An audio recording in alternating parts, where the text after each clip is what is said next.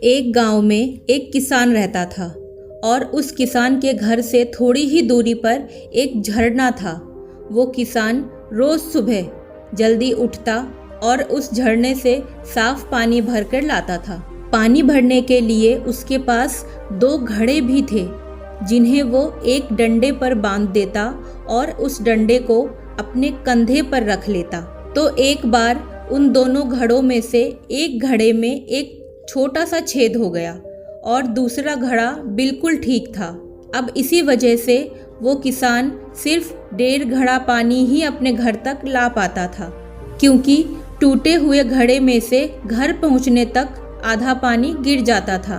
अब यही चीज़ उस किसान के साथ 2 साल से हो रहा था और जो अच्छा घड़ा था वो टूटे हुए घड़े को देखकर प्राउड फील करता था कि मैं सारा पानी सही सलामत घर तक पहुंचाता हूं और मेरे अंदर कोई छेद नहीं है।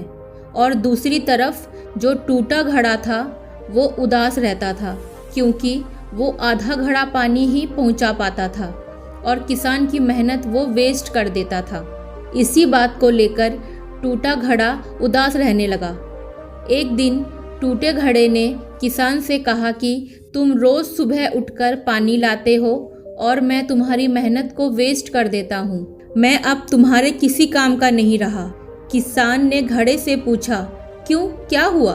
घड़े ने कहा कि शायद तुम्हें नहीं पता, मेरे अंदर एक छोटा सा छेद है जिसकी वजह से मेरे अंदर का आधा पानी रास्ते में ही गिर जाता है और मैं आधा घड़ा पानी ही घर तक पहुंचा पाता हूं।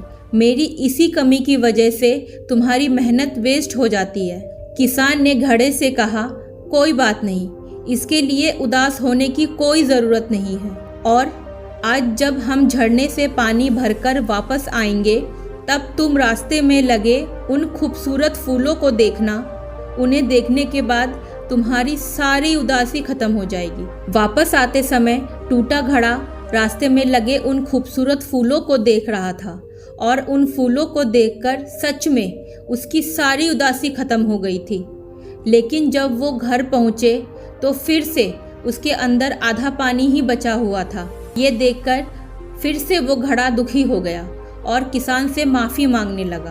तभी किसान ने उससे कहा कि तुमने शायद नोटिस नहीं किया कि रास्ते के सारे फूल तुम्हारी ही साइड लगे हुए थे और दूसरे साइड में एक भी फूल नहीं था, क्योंकि मुझे पहले से ही पता था कि तुम्हारे अंदर एक छोटा सा छेद है जिसमें से रास्ते में पानी गिरता रहता है और मैंने इसका फ़ायदा उठाया।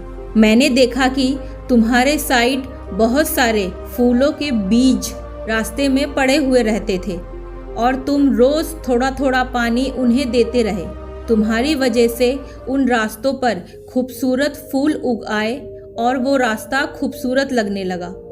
और आज तुम्हारी वजह से उन रास्ते से जाने वाला हर कोई उन फूलों का आनंद लेता है। बच्चे उन फूलों को देखकर कितना खुश हो जाते हैं, अपने दुखों को भुला देते हैं। लोग इन्हीं फूलों को अपने घर ले जाकर सजाते हैं।